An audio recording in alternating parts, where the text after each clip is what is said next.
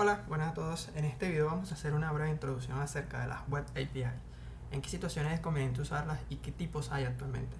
Comencemos por qué es una API. API son las siglas de Application Programming Interface, que en español significa interfaz de programación de aplicación. Quizás esto aún no nos dice mucho, así que vamos a centrarnos en la palabra interfaz. Y veamos el siguiente ejemplo. Acá tenemos un control de una consola de videojuegos, pudiera ser también el control de un televisor. Sabemos que cuando apretamos algunos de estos botones, eso hace una acción en la consola como lo es saltar, disparar o correr. Pero realmente no sabemos el funcionamiento interno de cada botón, qué sucede en el control y en la consola cuando oprimimos un botón. Y no necesitamos saberlo porque la interfaz nos abstrae esa funcionalidad, nos oculta esa complejidad y simplemente nos dispone de los botones que vamos a usar. Aparte, como les decía, nos limita la funcionalidad que podemos usar. No podemos hacer más allá de lo que el control nos permite. O sea, esta interfaz, como lo es el control, solo nos da las funcionalidades que él quiere que tengamos. No podemos acceder a funcionalidades que no están disponibles a través de esta interfaz que es el control. Así que en programación es lo mismo, una API también. Es una interfaz que da funciones, rutinas y procedimientos para que otro programa pueda hacerlo uso. Les quiero hacer la pregunta si ustedes creen que han usado esto alguna vez en alguno de sus proyectos. Y la respuesta es sí, inclusive con el primer proyecto que hicieron con Hola Mundo en C++. En este proyecto, el más sencillo, usaron lo que es la librería iosstring, que realmente es una API también, porque nos tiene la función cout. Como ven, cout es con la que imprimimos el mensaje en consola, pero no sabemos realmente cómo funciona cout por dentro y no necesitamos saberlo para poderlo utilizar. Entonces eso nos permite usar lo que es las impresiones en consola, como la lectura con Cin, sin ningún problema y sin tener que conocer cómo funciona internamente. Pero inclusive desde antes ya han lidiado un poco con las APIs. Cuando en Windows intentan iniciar algún programa y les da este error de que alguna DLL no está disponible, ya esas DLLs son archivos que contienen APIs que usa el sistema operativo para renderizar cosas, conectarse a internet, imprimir cosas en pantalla, así que ya desde ahí están usando indirectamente lo que son las APIs. Ahora, ustedes ya realmente han usado APIs, pero de manera local en los proyectos que han hecho hasta ahora en Laboratorio 1, Laboratorio 2, donde tienen la parte visual, digamos en este caso es un e-commerce, una tienda electrónica, tienen la parte visual probablemente hecha en HTML, JavaScript, CSS, su gestor de base de datos como es Postgre o MySQL, y tienen una parte intermedia que se encarga de hacer la conexión a la base de datos, las queries a la base de datos y las reglas de negocio como son, por ejemplo, no eliminar un producto que ya esté eliminado o las validaciones necesarias para guardar un producto. Pero como les decía, esta API es local, no es una web API, está inmersa en todo el proyecto, o sea, está todo junto. Pero ahora, ¿qué pasa si yo necesito a este proyecto agregarle un panel administrativo?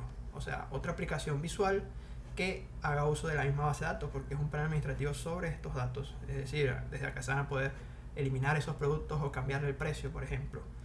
Y no quiero que esté en el mismo proyecto, o sea, quiero que estén diferenciados.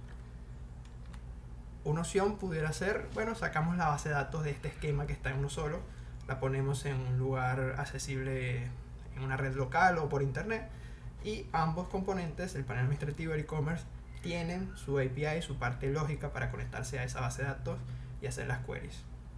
Pero aquí ya se ve que estas APIs ambas tienen funcionalidades muy parecidas. Probablemente el administrativo tenga más, ya que es la parte administrativa, pero lo que será conectarse a la base de datos, visualizar los productos, modificarlos, es probable que esté repetida en ambas APIs.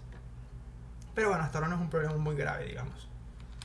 Ahora, ¿qué pasa si yo a este mismo proyecto necesito agregarle una aplicación móvil que use los mismos datos que usan las dos ya existentes? Una aplicación móvil para que los clientes puedan hacer lo mismo que hacen por esta web, pero a través de su teléfono.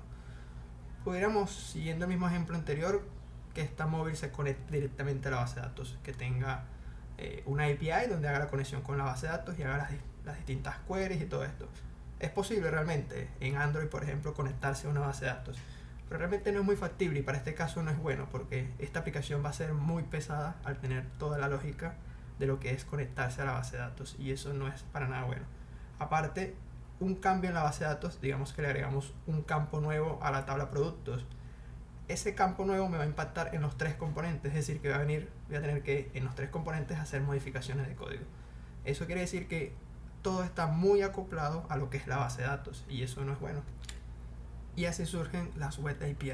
Ven acá, seguimos teniendo los mismos componentes visuales a la izquierda, pero ahora ellos a través de internet se conectan a una web API que ahora es web porque es accesible a través de internet y tienen la misma base de datos.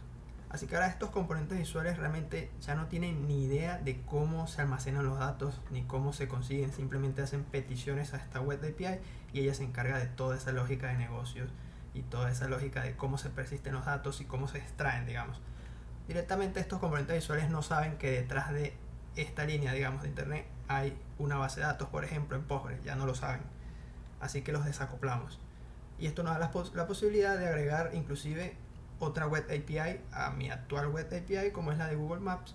Así yo puedo tener los mapas de, digamos, donde están ubicados mis productos. Puedo conectarme a Amazon SES, que es un servicio para enviar correos, y nuevamente, como les digo, estos componentes visuales no tienen ni idea de que se está usando Amazon SES o se está usando Google Maps, cosas así.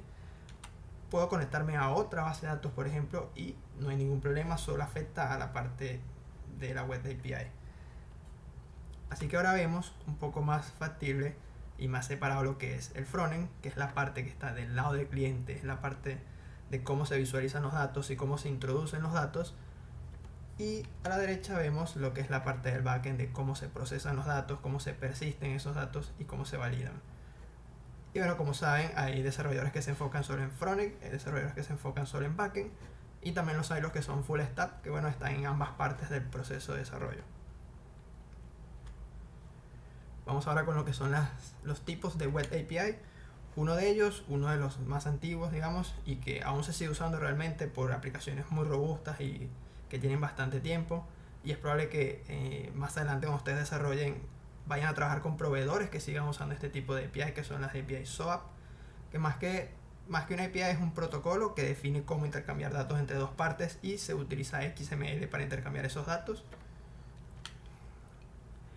El otro y en el que nos vamos a centrar en este curso y que está actualmente muy usado es REST, que se apoya en el protocolo HTTP para intercambiar los datos y aparte de usar XML también puede usar JSON, puede usar HTML, puede usar texto plano y una peculiaridad de él es que no maneja el estado, es decir, entre cada petición es responsabilidad del cliente identificarse y decir quién es. El servidor no guarda un estado de con quién se está comunicando. Es decir, cada petición es como una conversación desde cero. No se mantiene un hilo entre esas conversaciones. Y por último tenemos a GraphQL, desarrollado por Facebook, que viene siendo una alternativa a REST, pero que utiliza también el mismo protocolo HTTP y JSON para la comunicación, pero es más dinámico a la hora de escoger los campos que tú quieres que la API te devuelva. Pero de momento dejemos esto hasta acá, nos centraremos más adelante en lo que es REST, así que nos vemos pronto.